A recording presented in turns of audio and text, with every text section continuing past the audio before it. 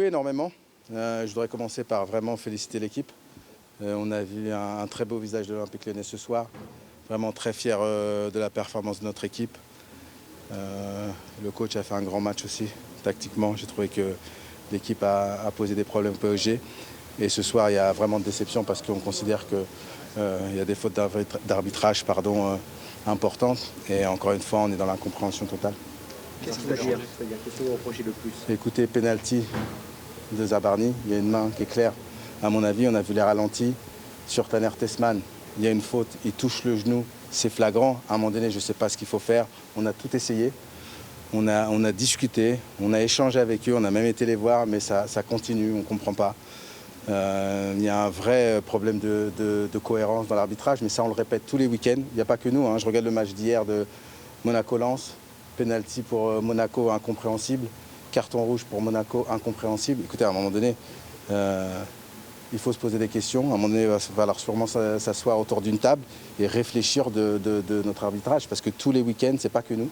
Je pense que c'est toutes les équipes de Liga qui considèrent qu'il y a des soucis. Donc voilà, encore une fois, je suis dans l'incompréhension. Qu'est-ce qu'il faut faire? Qu'est-ce qu'il faut faire pour avoir un arbitrage correct tous les week-ends en Liga? Et ça fausse le championnat selon vous? Écoutez, les faits de jeu, on l'a connu par le passé.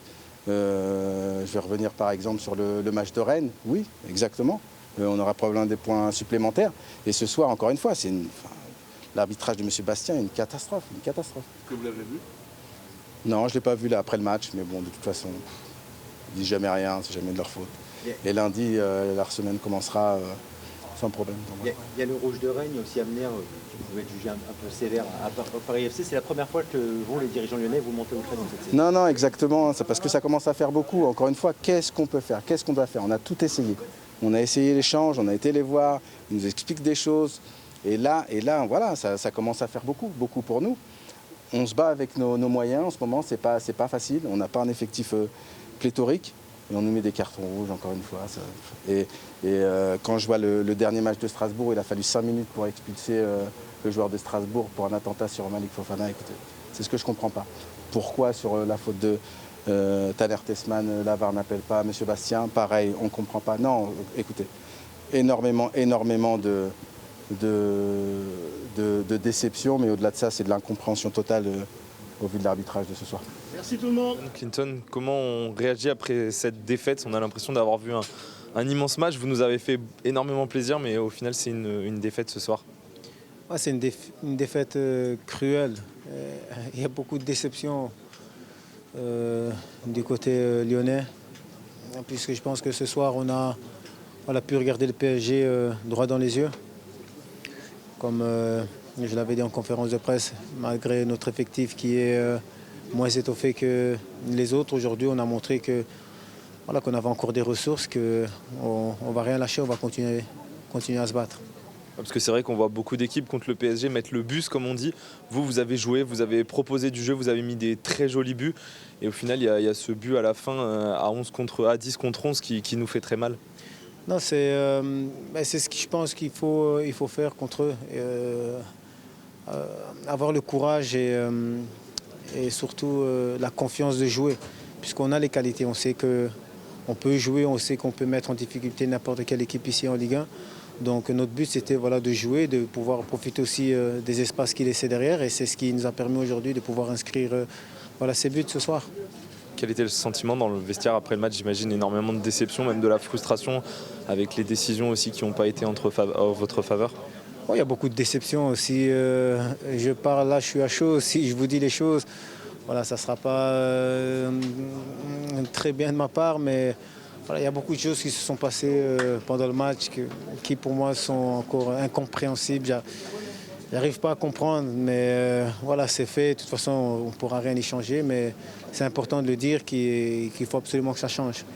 Place à la trêve, c'est quoi le programme pour toi?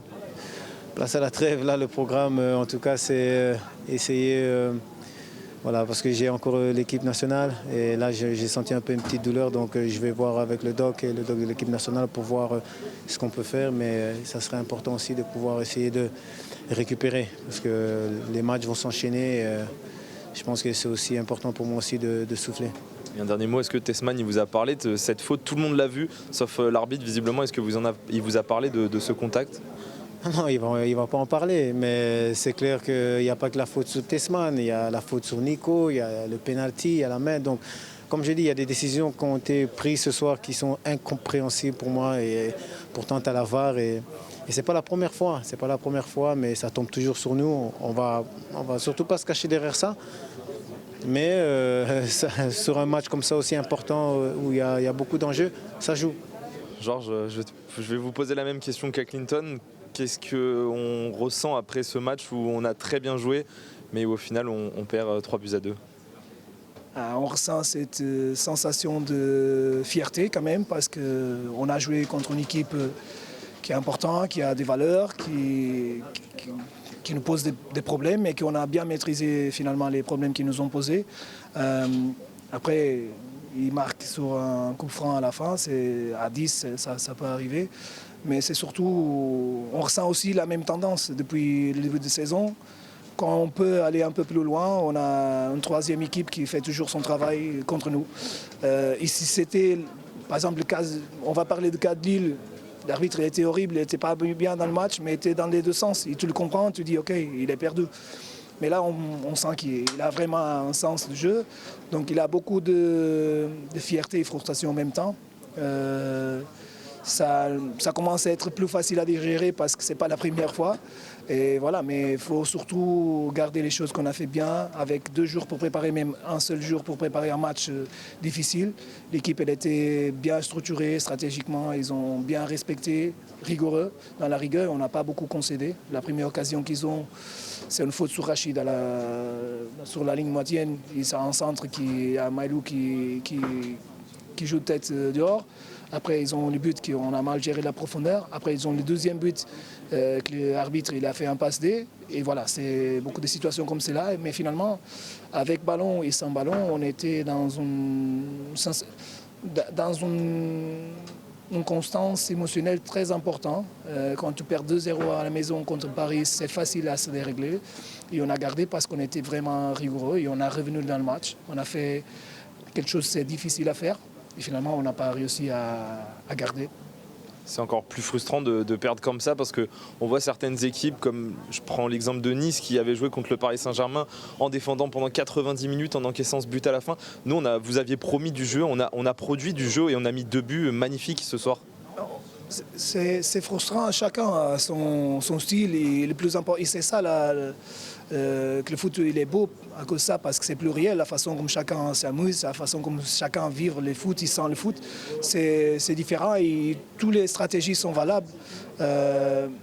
Il faut les respecter. Ça qu'il faut, c'est vraiment respecter les équipes et je pense qu'aujourd'hui on n'était pas respecté. Donc on est fiers de la visage, on n'est pas du tout content du résultat, mais c'est surtout là cette frustration de se dire on a trouvé une stratégie, on a bien la maîtrisée, mais finalement ce n'est pas suffisant parce que quand tu joues à 16 contre 11, c'est dur. Vous avez pu parler avec l'arbitre justement parce qu'il y a cette faute sur Taner Tessman, mais il y a aussi d'autres faits de jeu. Il y a eu beaucoup de faits de jeu contre nous. Je peux vous donner la première action de but qu'ils ont, c'est un tête de Mailou, c'est faute sur Rachid à la 7e, 8e minute déjà. Il a la situation de Nico qui est face au but, le mec il touche la jambe, c'est penalty, carton rouge parce qu'il ne peut pas jouer le ballon. Il a le corner qui est à main. Finalement, hier à Monaco, c'est main. Aujourd'hui, c'est pas main. C'est ça qu'on ne sait pas. Après, toi, le deuxième but, c'est un autre. Après, toi, Alphonse, je pense que le central, il voulait le maillot. Comme ils ne parlent pas la même langue, ils n'ont pas demandé, il n'a pas compris. Mais presque, il enlève le maillot pendant 10 secondes. Il laisse jouer. Finalement, on perd le ballon. Ils disent c'est bon, ça joue. Et tu prends des cartons pour ça. La première faute qu'ils ont, c'est un main dans le visage, pas de carton. Donc voilà. C'est dur parce que tu sens que ce n'est pas juste. C'est ça que je dis. À Lille, l'arbitre n'était pas bon pour les deux équipes. Il s'est trompé des deux côtés. Aujourd'hui, clair et net, il avait une tendance qui nous a vraiment fait mal. Et je pense qu'une équipe comme Paris, qui a de valeur, ils n'ont pas besoin de ça. Mais voilà, à nous de jouer contre tout. Place à la trêve maintenant. Quel est le programme pour les Lyonnais ? Le programme, c'est bien récupérer, couper, parce que ce cycle, c'était dur, c'était difficile. C'est le cycle dans lequel on a pris moins de points depuis le début de saison. On a enchaîné pas mal de matchs, on a des joueurs suspendus, on a des blessures. Et voilà, là, il faut vraiment recharger les batteries pour revenir fort pour une finale de premier tour important dans lequel on veut pousser pour être plus haut que nous sommes maintenant, sachant que même si on a un cycle difficile, on reste quand même dans nos objectifs, on est proche de la tête et ça, faut gagner la marge dans le cycle suivant.